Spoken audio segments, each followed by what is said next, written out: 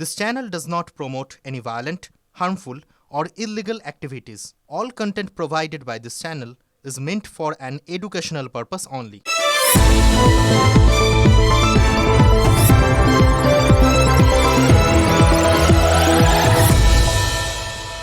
রাজ্যে কর্মসংস্থানের যে বেআব্রু দশা সেটা তো সরকারি প্রকল্পই যেন তুলে ধরছে। কারণ বেকার ভাতা দেওয়ার জন্য এখন পাড়ায় পাড়ায় ক্যাম্প খোলা হয়েছে এবং তার সামনে লম্বা লাইন। 1 এপ্রিল থেকে মাসে 1,500 টাকা করে ভাতা পাবে বেকাররা, মানে দিনে 50 টাকা। আর এই লাইনে যারা দাঁড়িয়েছেন না, তারা প্রত্যেকেই এখনো ভাতার জন্য লাইনে দাঁড়িয়েও চাকরির দাবি করছেন। তাহলে কি এই সরকারি প্রকল্পের মাধ্যমে ভোটের প্রত্যাশা আদৌ পূরণ হবে?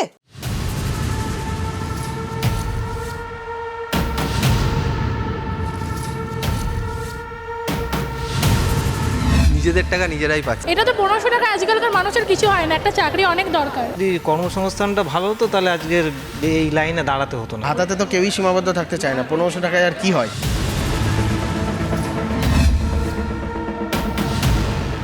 বেকার ভাতা পেতে প্রতি বিধানসভায় লম্বা লম্বা লাইন, তাতে দাঁড়িয়ে রাজ্যের বেকার যুবক যুবতীরা। লাইনে যেমন মাধ্যমিক পাশ করা আবেদনকারীরাও রয়েছেন, তেমনি রয়েছেন MA ডিগ্রি পাশ করা যুবক যুবতীরাও। 1,500 টাকার যুবসাথীর জন্য আবেদনের লাইনে দাঁড়িয়েও চাকরির কথা বেকার যুবক যুবতীদের মুখে। বেকার ভাতা চাকরির বিকল্প হতে পারে না বলছেন যুবসাথীর আবেদনকারীরা। তাঁরা চাইছেন রাজ্যে চাকরি হোক, শিল্প আসুক, বিনিয়োগ হোক। আজকে চাকরি নেই আমাদের রাজ্যে, আমাদের ভাতার জন্য তো আসতেই হবে। চাকরিটা হলে অন্তত এই স্যালারি মানে এই টাকারই যদি মানে মাইনা দেয় তাও কাজ করতে রেডি আছে। চাকরি তো অবশ্যই চাই, ভাতা তো কয়েক বছরের জন্য পাবো, কিন্তু চাকরি তো সারা জীবনের জন্য থাকবে না। চাকরিটা ভালো হতো অনেকের জন্যই। এটা যদি না দিয়ে যদি কোনো একটা ইনভেস্টমেন্ট যদি করতো, এটা অনেক ভালো ছিল। কৃষি হলে বেশি ভালো হতো, চাকরির বিকল্প অবশ্যই হতো। তৃণমূল সরকারের প্রকল্পই স্পষ্ট করে দিচ্ছে রাজ্যের কর্মসংস্থানের বেআপ্লু ছবিটা। ভাতার তো কোনো ঠিক ঠিকানা নাই। কালকে বলবে ভাতা দিয়েছি, এবার পার্টির মিছিলে চল, এটা করবে কাল থেকে। যুবসাথীর লাইনের মিছিল দেখছেন, এটাই আগামী দিনে তৃণমূল পার্টির মিছিলে জোর করে রূপান্তরিত করার চেষ্টা করা হবে। যুবকদেরকে অনুরোধ করবো যে সেখানে গিয়ে তারা প্রত্যেকেই যেন যুবসাথীর অ্যাপ্লিকেশন করে, ভালো কথা, কিন্তু তার সাথে এই অ্যাপ্লিকেশনটাও করে যে যেন কর্মসংস্থানের ব্যবস্থা করা হয়। বেকার যুবকরা তারা কাজ পাচ্ছে, তার সাথে সাথে যারা এখনো কাজ পায়নি তাদের পাশে দাঁড়িয়ে উন্নত রাষ্ট্রের মতো আমেরিকা, ইউরোপেও যারা বেকার, তাদের সোশ্যাল সিকিউরিটি নাম্বার আছে, তাদেরকে উৎসাহ ভাতা দেওয়া হয়। এখানেও মমতা ব্যানার্জির সরকার সেই কাজ করছে, তাতে গাত্র দেওয়া হয়েছে বিজেপির। সামনেই বিধানসভা নির্বাচন, তার আগে নতুন চমক যুবসাথী। রাজনীতির নজরে বেকার যুব সমাজ, ভোটের বাক্সে কি এক্স ফ্যাক্টর হবে Yuvasathi? Bureau report, TV9 Bangla. বেকার ভাতার লম্বা লাইন দেখে অনেকেই বলছেন রাজ্যে কর্মসংস্থানের এটাই আসল ছবি। সত্যি রাজ্যে রোজগার নেই। যদি তাই হয়, উপার্জন যদি নাই থাকে রাজ্যে, তাহলে কিভাবে একজন পঞ্চায়েত সদস্য মাত্র 3 বছরের মধ্যে একটা অট্টালিকা বানিয়ে ফেলছেন বলুন তো? অন্যদিকে রোজগার এবং তার ভাগাভাগি নিয়ে শাসকের অন্তরে এত তুলকালাম, এত ক্ষোভ যে তা একদম চরমে পৌঁছলো। এই ঘটনা আবার শিলিগুড়ির গোয়াখালীতে। আমি টাকা তোলার মাস্টার চাইছি না, আমি জনসেবক চাইছি। যারা পারবেন তারা করবেন, আগামী দিন তারাই টিকিট পাবেন। মুখ্যমন্ত্রী অনেক দিন থেকেই বলছেন, কিন্তু তার দলের নেতারা শুনছেন তো? বিরোধীরা বললে এক কথা, করে খাওয়া, টাকা তোলা, দুর্নীতির তীরে তৃণমূলকে বিঁধছে। মহানন্দার তীরে অবৈধ জমির কারবার, চর ও নদীর পাড় দখল করে গড়ে উঠেছে বসতি, সঙ্গে অবৈধ বালির কারবার, কাঁচা টাকার রমরমা খেলা। শনিবার রাতেও ছড়ালো উত্তাপ। অভিযোগ, পঞ্চায়েত সদস্যের বালির গাড়ি আটকায় দলেরই আরেক পক্ষ। এর পাল্টা দলেরই SC/ST সেলের সভাপতি দোকানে আগুন লাগিয়ে দেওয়ার অভিযোগ পঞ্চায়েত সদস্যের দলবলের বিরুদ্ধে। দেখাবো তার দোকান, মুদির দোকান, এইভাবে আগুন দিয়ে গোটা দোকানকে পুড়িয়ে দেওয়া হয়েছে পেট্রোল দিয়ে, এবং শুধু দোকানে যাতে কেউ আসতে না পারে সেই কারণে যে স্ল্যাব দোকানে ঢোকার সামনে, সেই স্ল্যাবকেও দুমড়ে মুচড়ে ভেঙে দেওয়া হয়েছে যাতে এই দোকান বন্ধ হয়ে যায়। পঞ্চায়েত সদস্য রাজু মণ্ডলের অট্টালিকা সম বাড়ির সামনে বিক্ষোভ দেখাতে শুরু করেন স্থানীয়রা। এখানে সেন্টিগ্রেড রাজ করতেছে, বালু পাথরের বিজনেস কাউকে করতে দিচ্ছে না। আর এখানে সরকারি জমিতে মূল পান্ডা হলো রাজু মণ্ডল। বেআইনি কাজ, কালোবাজারি সব এসব করে। রাজুর পরিবারের লোকজন বাড়ি ছাড়া, রবিবার সকাল থেকেই তাদের আর কোনো দেখা নেই। হাসপাতালের মেঝেতে শুয়ে রাজু যদিও বলেছিলেন সে নিজেই আক্রান্ত। দেখতেছিলাম, জাস্ট আমি দেখতেছিলাম। ব্যাগরোগ মাইট্রো দিয়ে আমার হাতের এখানে একটা আংটি ছিল, এখানে সোনার গলার একটা চেন ছিল, মোবাইলটা নাই। কাওয়াখালী এখন উত্তর রাজনীতিতে অন্যতম চর্চার বিষয়। শাসকের কাছে অস্বস্তি, বিরোধীদের কাছে হাতিয়ার। এটাই তো স্বাভাবিক। গরিব মানুষের রক্ত চুষে, সাধারণ মানুষের রক্ত চুষে তারা এই ধরনের বড় বড় বাড়িঘর বানিয়েছে। পুলিশকে বলেছি যথাযথ ব্যবস্থা নিতে। এর আগেও যখন ওখানে এনক্রোচমেন্ট হচ্ছিল, হাত মোবার দিয়ে সমস্তগুলোকে ভেঙে দিয়ে জায়গাগুলোকে উদ্ধার করা হয়েছে। কাওয়াখালী নামে খালি থাকলেও শিলিগুড়ির এই এলাকা এখন অবৈধ জমি, বালির কারবারে একেবারে ভরপুর। যে অবৈধ কাজের দৌলতে সরকারি কোষাগার খালি হচ্ছে, পকেট ভরছে স্থানীয় তৃণমূল নেতাদের, কাঁচা টাকায় তৈরি হচ্ছে অট্টালিকা। এটা সেই পঞ্চায়েত সদস্যের বাড়ি, যে বাড়ি আপাতত তালামারা। বাড়ির সামনে বিলাসবহুল গাড়ি দাঁড়িয়ে আছে, বাড়ির মূল গেট তালামারা। শিলিগুড়ি থেকে প্রসেনজিৎ চৌধুরীর রিপোর্ট, TV9 বাংলা। কলকাতা বেলেঘাটার রাজ্য, যাকে প্রমোটিংয়ে বিবাদের অভিযোগে আজ শিয়ালদা আদালতে তোলা হয়েছিল 19 তারিখ পর্যন্ত পুলিশ হেফাজতের নির্দেশ দেওয়া হয়েছে। আর অন্যদিকে বরানগরে শঙ্কর রাউত নিয়ে কিন্তু প্রশাসন একদম চুপ। ছুটির দিনে শিয়ালদা আদালত চত্বরে বেশ ভিড়। শনিবার কলকাতা পুলিশের গুন্ডা দমন শাখার হাতে গ্রেপ্তার হওয়ার পর রবিবার বেলেঘাটার হেভিওয়েট রাজু নস্করকে তোলা হয়েছিল আদালতে। তার হয়ে সুর চড়াতে হাজির ছিলেন অনুগামীরা। শিক্ষা দীক্ষা তো মানুষের আছে, কিভাবে মানুষকে টর্চার করে। সবাই গেছে, উনি ছিলেন, কিন্তু রাজুদার নাম কেন বলেছে? কেন? উনি যেহেতু সমাজসেবী, উনি যেহেতু লোকের জন্য দাঁড়ান। রাজু অনুগামীরা চক্রান্তের তত্ত্ব তুললেও পুলিশ খুনের চেষ্টার ধারা দিয়েছে। আদালত 19 তারিখ পর্যন্ত পুলিশ হেফাজতের নির্দেশ দিয়েছে। এলাকায় শাসক দলের হেভিওয়েট কর্মী হিসেবে পরিচিত রাজু। ভোটের আগে তার গ্রেপ্তারি শাসকের উপর ওঠা আইন শৃঙ্খলার প্রশ্নের উত্তর। কিন্তু বিরোধীদের প্রশ্ন, কাকুলিয়ার সোনাপাপ্পু তাহলে এখনো কেন গ্রেপ্তার হলো না? অনুভবকৃত দৃশ্যের অবতারণা হয়েছে। রাজুর বিরুদ্ধে অভিযোগ ছিল, তা রাজুকে অ্যারেস্ট করেছে। এ তো তৃণমূল সেখানে তো রাজধর্ম পালন করেছে। আমি বলছি এখন এগুলো করা হচ্ছে মানুষকে চোখে আই ওয়াশ করার জন্য। ঠিক ভোটের আগে রাজু নস্করকে ছেড়ে দিয়ে ভোটে কাজে লাগানো হবে। মিলিয়ে নেবেন, একদম কাগজে লিখে রাখুন, স্ট্যাম্প পেপারে লিখে রাখুন। পুলিশের কাজ অপরাধীকে গ্রেপ্তার করা, আর বিজেপির কাজ অপরাধীকে আড়াল করা। রাজু নস্কর অ্যারেস্ট হয়েছে, সোনাপাপ্পু অ্যারেস্ট হবে। তার মোবাইল টাওয়ার ট্র্যাক করে পুলিশ চেষ্টা করছে। দেখবেন বিজেপি শাসিত রাজ্যে গিয়ে হয়তো লুকিয়ে রয়েছে। কলকাতা লাগোয়া বরানগরের আরও একটা ঘটনা সামনে আসছে। অভিযোগ, 1 লক্ষ টাকা দিতে অস্বীকার করায় ব্যবসায়ীকে বাড়ি থেকে তুলে নিয়ে গিয়ে মারধর করা হয়েছে।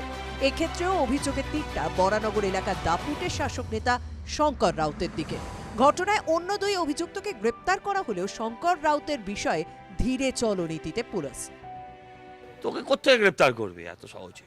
ওকে গ্রেপ্তার করলে এই যে এমএলএর চশমা, এমএলএর ঘড়ি, এমএলএর জুতো, এমএলএর গুচি ব্যাগ, এগুলো যদি বলে দেয়, সেই ভয় ওকে কিছুতেই গ্রেপ্তার হতে দেবে না। আপনি নিশ্চিন্তে থাকুন। তো সবকিছুতে একটা রাজনৈতিক রং যারা লাগান, তাদের মনে হয় এখন অন্য বিধানসভাতে উকিঝুঁকি না মেরে নিজের এলাকার মানুষের ভোটার লিস্টের নামগুলো ঠিকমতো উঠেছে কিনা সেটা দেখা উচিত। তৃণমূল কংগ্রেসের কোনো যোগাযোগ নেই, দল কোনো রকম এই ধরনের ঘটনাকে সমর্থন করে না।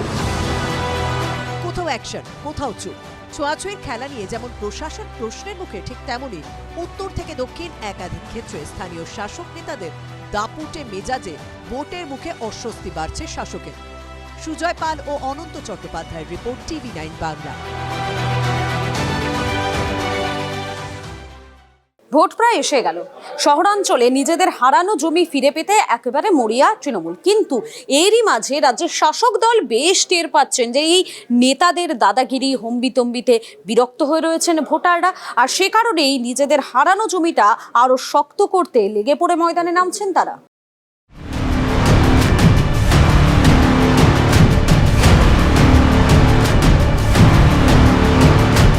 মেরে হচ্ছে, বাবা তখন পড়ে গেছে, রাজা চালিয়েছে, রাজারা মেরে হচ্ছে, লাঠি মারা ভাই বাবা অসুস্থ হয়েছে, ওরা মারলে করলে বাবাকেও মারলো, রবীন্দ্রনাথ ভট্টাচার্য। উন্নয়ন এবং মানুষের উপকার ছাড়া আমি কোনো কাজ করিনি। উত্তর ব্যারাকপুরের কাউন্সিলরের কথায় ভবি ভুলবে কি? শাসক কাউন্সিলরের লাথিতে এক বৃদ্ধের মৃত্যুর অভিযোগ। চমকে উঠেছে বাংলা। এত উদ্ধত শাসক কাউন্সিলরের। সেখানেই 26-এর ভোটের আগে শহর ও শহরতলির ভোটে সিঁদুরে মেঘ দেখছে তৃণমূল। গত 2024 সালের লোকসভা নির্বাচনে দেখা গিয়েছিল তৃণমূলের দিক থেকে মুখ ফিরিয়ে নিয়েছে শহর এবং শহরতলির ভোটাররা। গেরুয়া শিবিরে সেই ভোটের সংখ্যা অনেকটাই বেড়েছিল। এবার বিধানসভায় সেই ভোট কি ফিরবে তৃণমূলের ঝুলিতে? রাজ্যে 129টি পুরসভা, তৃণমূলের তুলনায় 69টি পুরসভায় লিড বিজেপি। আর শহর কলকাতা পুরসভার 144টি ওয়ার্ড, 48টি ওয়ার্ডে এগিয়ে বিজেপি। মানুষ ঘৃণা করে এদেরকে। এরা দেখা যাবে 15 বছর আগে এদের চটি থেকে পা বেরিয়ে থাকতো, মাটিতে পা পড়তো। এখন মাটিতে তো আর পা পড়ে না, 15,000 টাকার জুতো পরে। জনপ্রতিনিধিরা, শাসক গোষ্ঠীর জনপ্রতিনিধি যারা এসেছেন তাদের ব্যবহারটা মাঝে মাঝে রুক্ষ হয়ে উঠেছে। অনেকে সেখানে অসন্তোষ প্রকাশ করছে। এখন সেইখানে তাদের ভেতরে জানতে হবে কতখানি অসন্তোষটা রাখবে, সেটাকে তাদের বোঝাবার জন্য তাদের কাছে পৌঁছতে পারছে। তৃণমূলের অন্দরমহলই বলছে যে বিভিন্ন পরিষেবা হোক বা বিভিন্ন রাজ্য সরকারের কর্মসূচি, কাউন্সিলরের দাদাগিরি এবং ঔদ্ধত্যের আচরণের জন্য মানুষ কিন্তু বীতশ্রদ্ধ। আমি একটা ছোট্ট ঘটনা বলি। গতকাল আমাকে একজন SMS করেছেন, তার বাড়ির প্রাইভেট গলিতে একটি ম্যানহোল কভার ভাঙা আছে। সেই কভারটা নাকি 20 বছর আগে ভাঙা হয়েছিল, তার উপর পাথর লাগানো আছে। তিনি কাজটা 1 ঘন্টার মধ্যে চাইছেন। তো সেখানে আমার কাজটা কী হবে? স্বভাবতই প্রথম পড়লেই মাথা গরম হবে, কিন্তু মাথা ঠান্ডা রেখে কাজটা করে দেওয়াটাই আমার দায়িত্ব। আম জনতা পরিষেবা চাইবেনি, কিন্তু সেখানে শাসক কাউন্সিলরের হম্বিতম্বি ও ঔদ্ধত্যই কি তৃণমূলের ভোটের পথে কাটা? এসব তো জনগণের টাকা, এলাকার মানুষের টাকা, সব কাটমানির টাকা। এগুলো মানুষ ভালো চোখে দেখছে না। কোনো হুলিগিজমের এখানে কোনো স্থান নেই। অন্যায় করলে তৃণমূলের সর্বোচ্চ নেতৃত্বের বলা আছে, ডিসিপ্লিনারি কমিটি বিভিন্ন লেভেলে আছে, তারা কাজ করবে।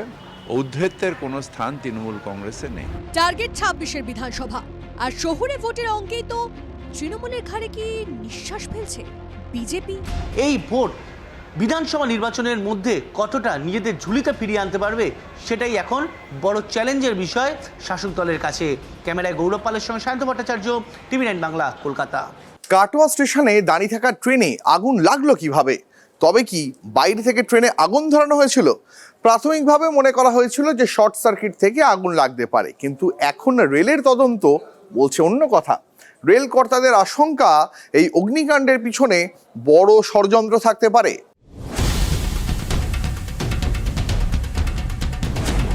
দাউ দাউ করে জ্বলছে ট্রেনের কামরা। ঘড়িতে তখন ভোর 4:30। কাটোয়ার 2 নম্বর প্ল্যাটফর্মে দাঁড়িয়ে আজিমগঞ্জ প্যাসেঞ্জার। সকাল 6টায় ট্রেনটি ছাড়ার কথা ছিল। হঠাৎই কামরা থেকে ধোঁয়া বেরোতে দেখেন যাত্রীরা। কিছুক্ষণেই গোটা কামরা আগুনের গ্রাসে চলে যায়। ঘুমিয়ে আছে, তারপরে ম্যাডাম বলছে আগুন ধরে আছে, আমি জ্বলছে। তারপরে আমরা গ্যাস আনলাম থেকে গ্যাস এনে দিয়েছি, তারপরে জল দিয়েছি, কেউ ছিল না, যারা ঝাঁপ দেয় তাও ছিল না। দমকলের 2টি ইঞ্জিন এসে আগুন নিয়ন্ত্রণে আনে, তবে কামরাটি ততক্ষণে পুরো ভস্মীভূত হয়ে গেছে। অন্যান্য দিনের মতো রাত্রিতে কাটোয়া আজিমগঞ্জ লোকাল কাটোয়া স্টেশনের 2 নম্বর প্ল্যাটফর্মে দাঁড়িয়েছিল। এই ট্রেন এখানে দাঁড়িয়ে থাকার সময় আজ ভোর 4:30 নাগাদ এই কামরাতে হঠাৎই আগুন দেখা যায়, দাউ দাউ করে জ্বলতে থাকে। আশেপাশে যে সমস্ত মানুষজন ছিল অর্থাৎ যাত্রীরা ছিল, তারা কিন্তু আতঙ্কিত হয়ে পড়ে, ছোটাছুটি শুরু করে দেয়। দেখা যাচ্ছে যে ট্রেনের এই একটি কামরায় কিন্তু ব্যাপকভাবে আগুন ছড়িয়ে পড়ে এবং পুরো কামরায় একদম পুড়ে ছাই হয়ে গেছে। এটা হচ্ছে কাটোয়া জংশনের 2 নম্বর প্ল্যাটফর্ম।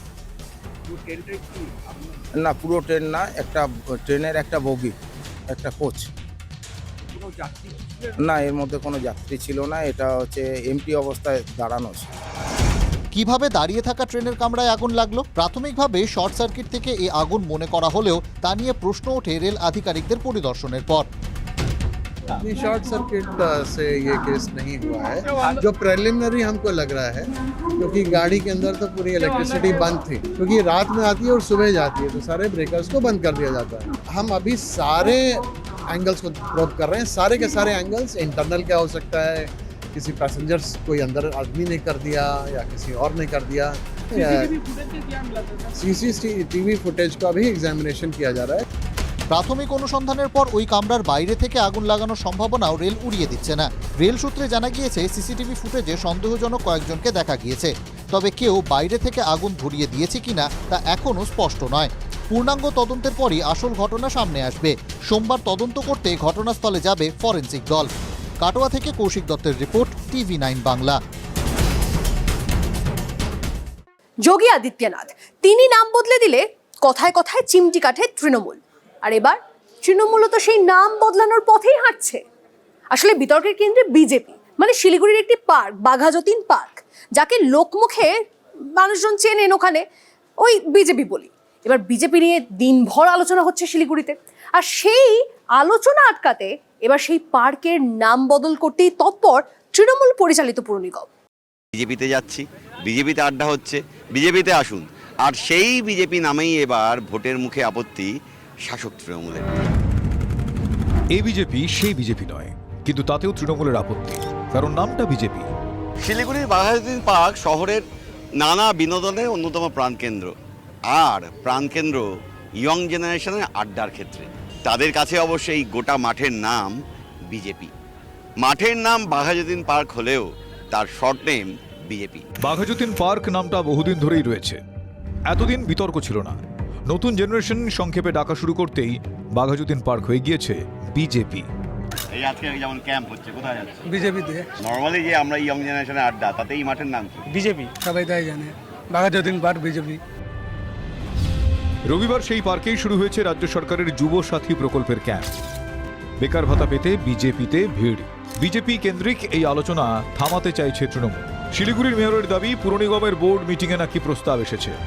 একজন বরিষ্ঠ নাগরিক উনি আমাকে ফোনে বলেছেন, দাদা এটা বাঘাযতীন একজন এত বড় বিপ্লবী যোদ্ধা, ভারত মাতার সম্পদ, সুসন্তান, তার নাম সংক্ষেপে যখন বলে তখন বাঘাযতীন পার্ক সেটা সংক্ষিপ্তকারে বিজেপি হয়ে যায়।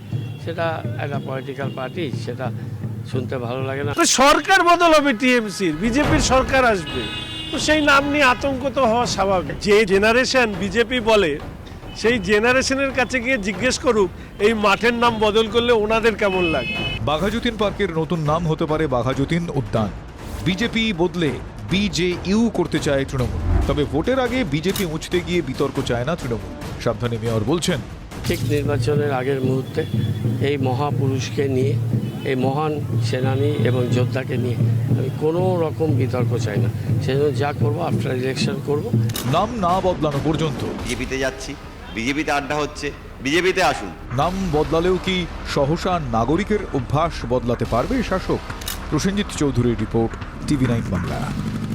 আবারও এ রাজ্যে আসছেন প্রধানমন্ত্রী নরেন্দ্র মোদী। বিধানসভা ভোটের আগে ব্রিগেডে সভা করার কথা রয়েছে তার। ভোটের দিন ঘোষণার পরেই জানা যাচ্ছে যে তার ব্রিগেডে সভা করার সম্ভাবনা।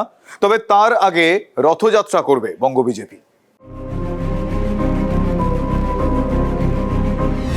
ভোটের আগে ব্রিগেডে নরেন্দ্র মোদীর সভা, মার্চে ব্রিগেডে সমাবেশ করবে বিজেপি।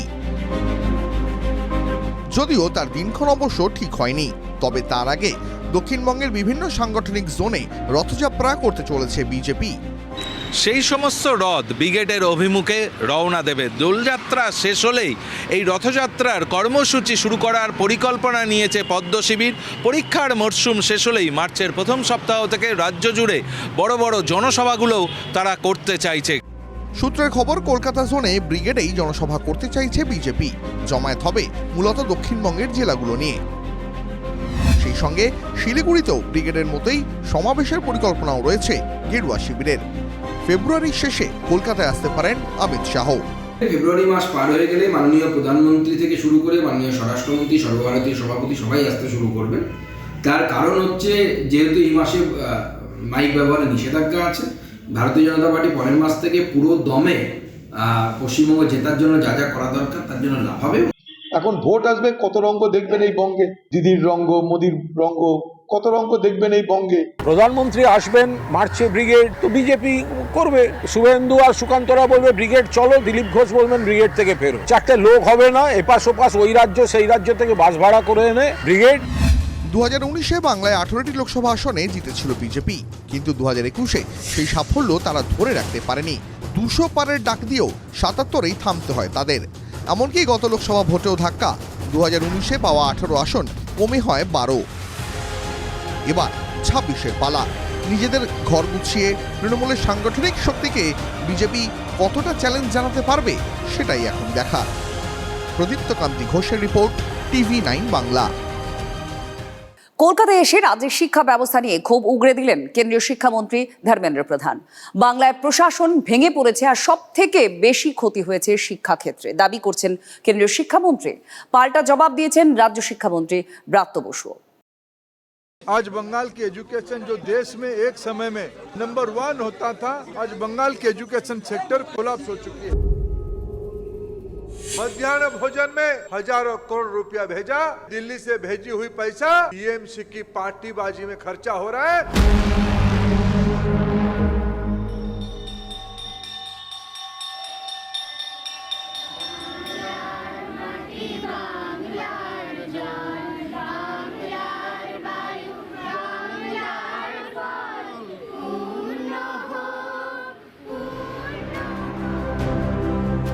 বাংলার শিক্ষা ব্যবস্থা থেকে মিড ডে মিল, তৃণমূল সরকারকে একের পর এক ইস্যুতে নিশানা করলেন কেন্দ্রীয় শিক্ষামন্ত্রী। সূত্রের খবর, রাজ্যের ৮,০০০-এরও বেশি স্কুল কার্যত বন্ধ।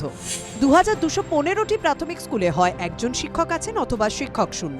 ৩,৮১২ স্কুলে কোনো পড়ুয়াই নেই। উচ্চশিক্ষায় প্রায় ৪০% অধ্যাপক আসন ফাঁকা। এই প্রেক্ষাপটে ধর্মেন্দ্র প্রধানের দাবি, বাংলায় প্রশাসন ভেঙে পড়েছে আর তার সবচেয়ে বড় প্রভাব পড়েছে শিক্ষা ব্যবস্থায়। बंगाल में गवर्नेंस कोलैप्स हो चुकी है। बंगाल में सरकार करके कोई व्यवस्था नहीं है। उसकी सबसे क्षति हानि किसी सेक्टर को हुई है तो एजुकेशन सेक्टर को हुई है। পাল্টা রাজ্য শিক্ষামন্ত্রী সমাজ মাধ্যমে দাবি করেছেন, বিভিন্ন কারণে এই তথ্যে অসঙ্গতি রয়েছে। শিক্ষা পোর্টালে বেশ কয়েকটি বেসরকারি সাহায্যপ্রাপ্ত স্কুল রয়েছে যেগুলি শিক্ষক সংখ্যা শূন্য হয়ে যাওয়ায় বন্ধ করে দেওয়া হয়েছিল। UDISE নাম্বার থাকায় পোর্টালে এখনও সেগুলিকে সরকারি স্কুল হিসেবে দেখানো হয়েছে। এগুলি চিহ্নিত করা হয়েছে এবং শীঘ্রই একটি সংশোধন করে পোর্টালে প্রকাশ করা হবে। কেন্দ্রীয় শিক্ষামন্ত্রী অভিযোগ তুলেছেন, মিড ডে মিলের জন্য কেন্দ্রের পাঠানো টাকা দলীয় কাজে অপব্যবহার করছে তৃণমূল। मध्याह्न भोजन में हजारों करोड़ रुपया भेजा। शुभेंदु दा ने मेरे को प्रमाण भेजे, कागज भेजा, मेरे को विश्वास नहीं हुआ। मैंने उनको बुलाया, दिल्ली आप आइए। वो दिल्ली आए, मेरे को विस्तार से कागज दिखाए। दिल्ली से भेजी हुई पैसा टीएमसी की पार्टीबाजी में खर्चा हो रहा है, पार्टी की खर्चा हो रहा है। ये ट्रेजरी के चालान से हमें पता चला। পাল্টা রাজ্যের শিক্ষামন্ত্রী এই অভিযোগকে খারিজ করে দিয়েছেন। ব্রাত্য বসু সমাজ মাধ্যমে লিখেছেন, যদি কোথাও এমন কোনো অভিযোগ পাওয়া যায় তাহলে যে কেউ এ বিষয়ে এফআইআর দায়ের করতে পারেন, কিন্তু এমন কোনো কিছুই রাজ্য সরকারের নজরে আসেনি। রাজ্য সরকার জাতীয় শিক্ষানীতি কার্যকর করছে না বলেও অভিযোগ তোলেন ধর্মেন্দ্র প্রধান। मोदी जी ने देश की शिक्षा को ठीक करने के लिए 2020 की राष्ट्रीय शिक्षा नीति लाए, बंगाल की सरकार को मंजूर नहीं है। आखिर उस शिक्षा नीति में क्या है कि बंगाल की सरकार को मंजूर नहीं? ব্রাত্য বসুর দাবি, 2023 সালে রাজ্য শিক্ষানীতি গৃহীত হয়েছে। জাতীয় শিক্ষানীতি থেকে যে বিষয়গুলি গ্রহণযোগ্য ছিল তা রাজ্য শিক্ষানীতিতেও রাখা হয়েছে।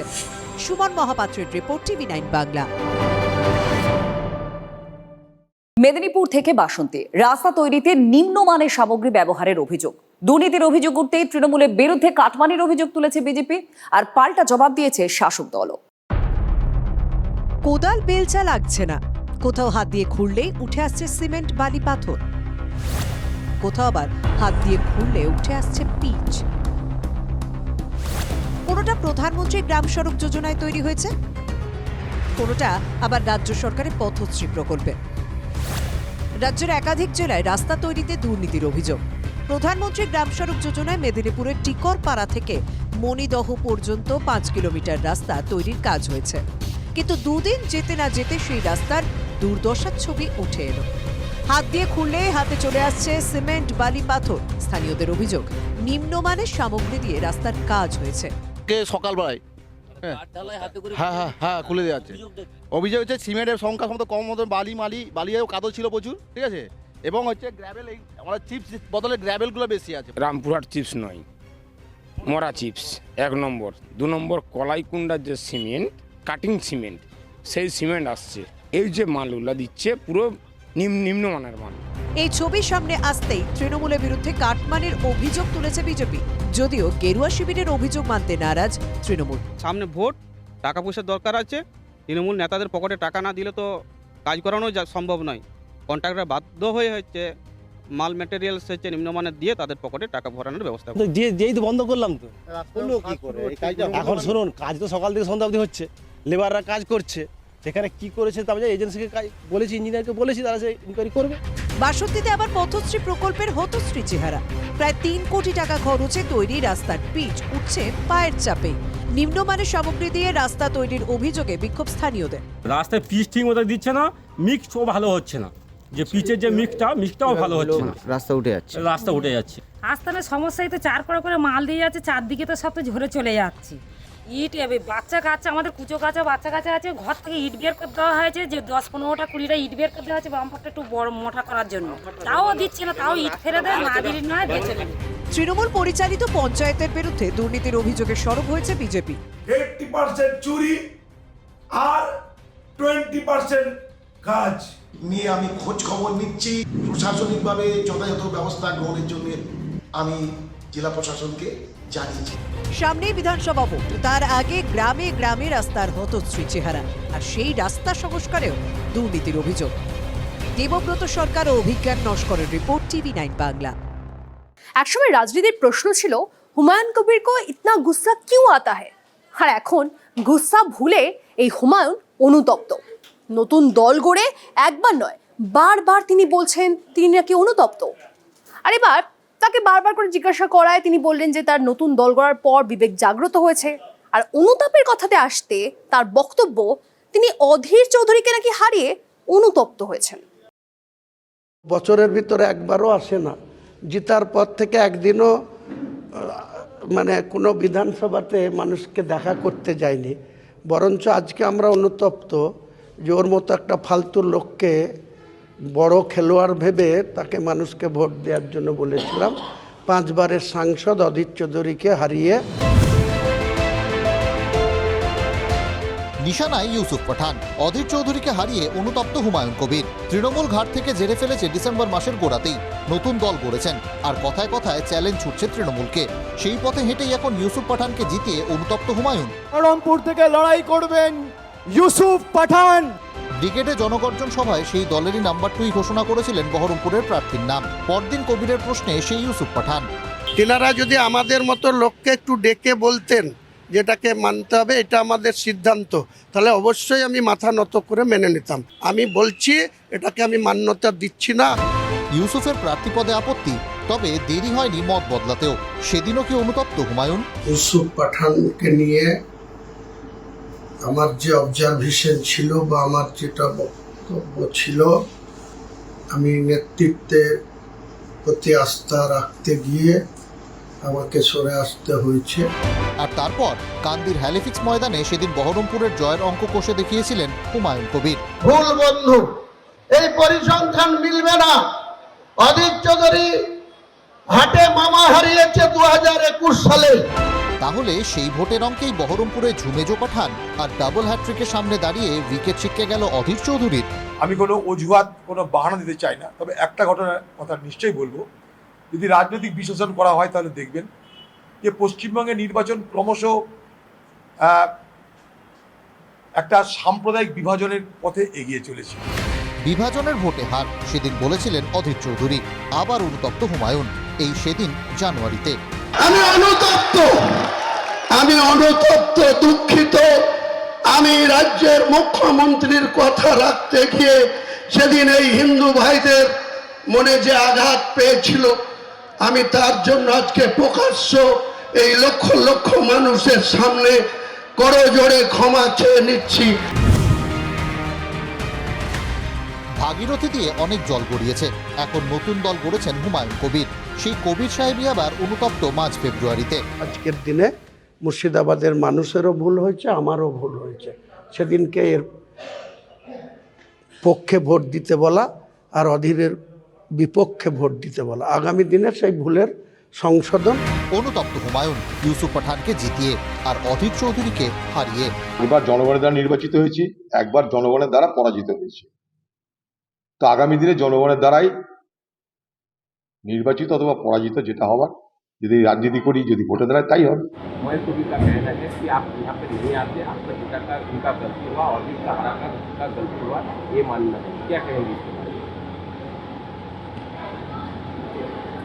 देखिए सीसीटीवी कैमरा जो दिया है প্রসঙ্গ এড়িয়ে গেলেন তৃণমূল সাংসদ। তবে হুমায়ুন অনুতপ্ত, একবার নয় বারবার। তাহলে এরপর কি?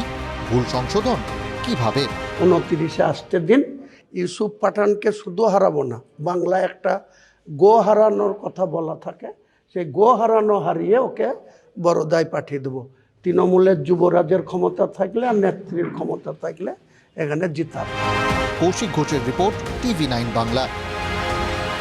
বাঘ যেমন বাড়ছে তেমনি বাঘের মৃত্যুও বাড়ছে। বাঘ বাঁচাতে এবার মেগা টাইগার করিডর তৈরি করতে শুরু করেছে মধ্যপ্রদেশের সরকার।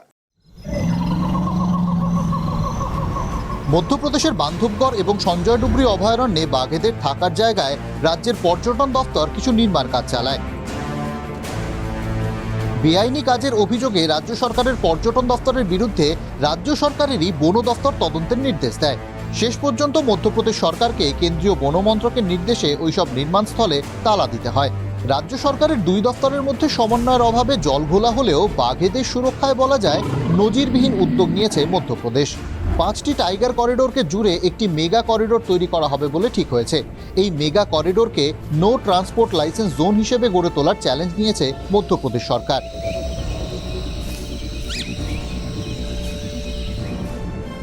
বিশ্বে বাঘেদের করিডোর নিয়ে এ ধরনের উদ্যোগ এই প্রথম। বাঘ মামাদের পছন্দের পরিবেশ ও সুরক্ষা দিতে পর্যটনের সঙ্গে আপোষ করতে তৈরি মধ্যপ্রদেশ। কারণ শুধুই টাইগার করিডোর তৈরি করে যে বাঘেদের সুরক্ষা দেওয়া সম্ভব নয় তা এতদিনে স্পষ্ট হয়ে গিয়েছে।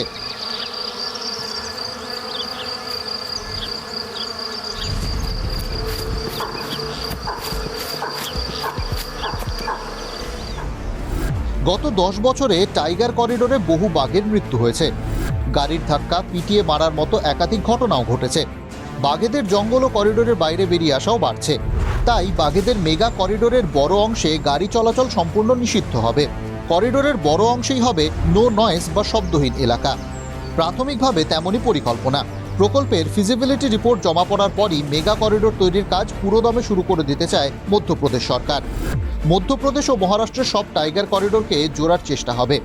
মেগা টাইগার করিডোর ঘিরে অভিন্ন নীতি থাকবে। মেগা করিডোরে যানবাহন যতটা সম্ভব নিষিদ্ধ হবে। মেগা করিডোরের বড় অংশে পর্যটকদের প্রবেশ নিষিদ্ধ। মেগা করিডোরে জঙ্গল সাফারির সুযোগ থাকবে না।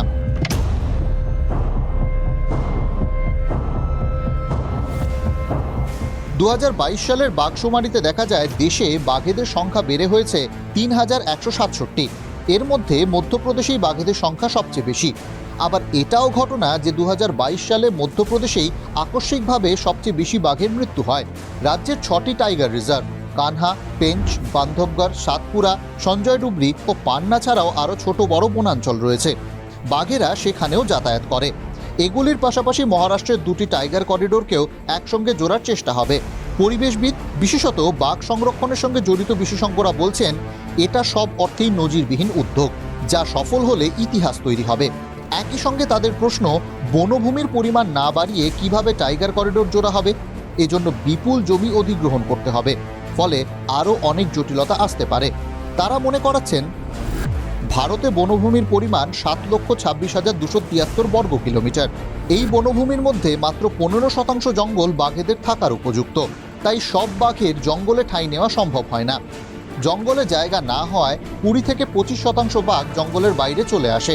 একটা বাঘ 50 থেকে 60 কিলোমিটার জুড়ে ঘুরে বেড়ায়, আর বাঘিনী ঘুরে বেড়ায় 15 থেকে 20 কিলোমিটার এলাকায়। প্রতিটি বাঘ ও বাঘিনীর এই পরিমাণ নিজস্ব এলাকা থাকা দরকার। সেই এলাকা না পেলে খাবার এবং জলের সংকট তৈরি হয়। বাঘেরা বন থেকে বেরিয়ে আসে, বাধে বিপত্তি। টাইগার করিডোরগুলো জোড়া গেলে সেই বিচরণের জায়গাটুকু বাঘেদের দেওয়া যাবে বলেই মনে করছে মধ্যপ্রদেশের বন দফতর। Bureau report, TV9 Bangla.